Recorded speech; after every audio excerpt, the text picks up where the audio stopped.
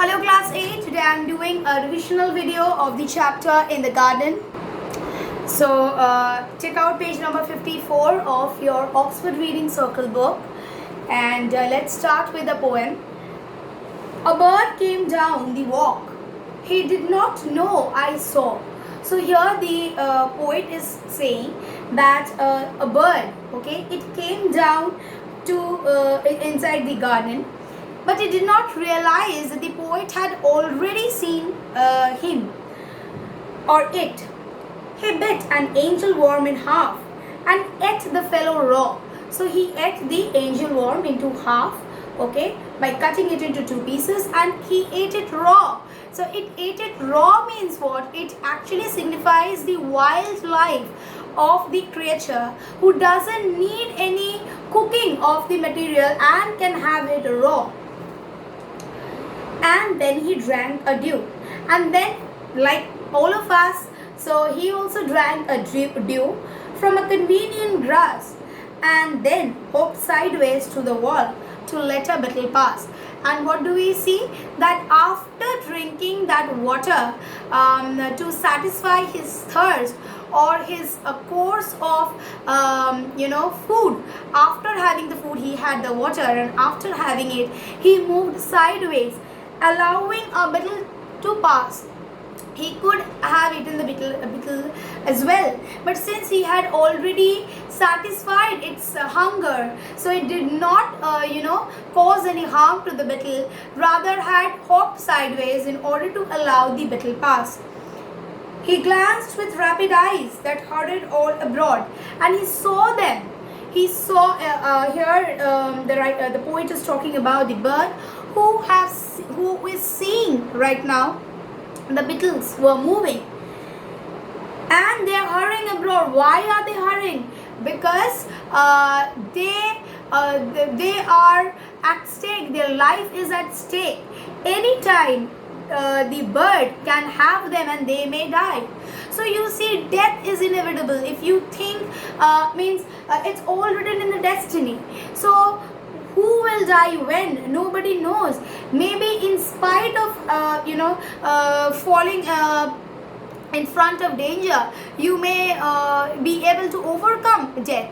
Or sometimes you see the situation was not that critical, but even then something had happened, right? So death is inevitable. Nobody can stop it. At the same time, the beetles which are moving, they are they are hurrying because their life is at stake. They want to be at a safe place where the bird cannot eat them anymore. While what is action of the bird? The bird is letting the beetles pass on because he had already satisfied his hunger. They look like frightened beasts. They are frightened. They are frightened about the death. So death is such a thing which makes everyone afraid of. I thought he stirred his velvet hair. So all these are assumptions of the poet. And he removed his velvet head. Why velvet head? Because the body of the bird is very feathery. So velvetish. So it's a velvet head who moved its head. Like one in danger, cautious I offered him a crumb. And then the poet offered the bird a crumb. What is a crumb? It's a piece of bread or a cake. And what did the bird do? Did he take it? No, it rejected it. And he unrolled the feathers and rode him softer home. He unrolled his feather and went back home softer. And now in the next passage, it's about the description about his movement, which is very important. Then oars divide the ocean. So it's, suppose this is the boat. This is the oar, the pal.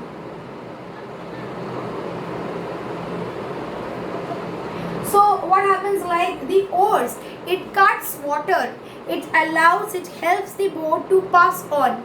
In the similar way, the wings of the bird, it cuts across the wind or the air and allowing the bird or any birds, not only this one, any birds, is a general thing, to fly on, to silver for a seam, or butterflies of bands of noon leave splashless as they swim. And it is also compared to a butterfly.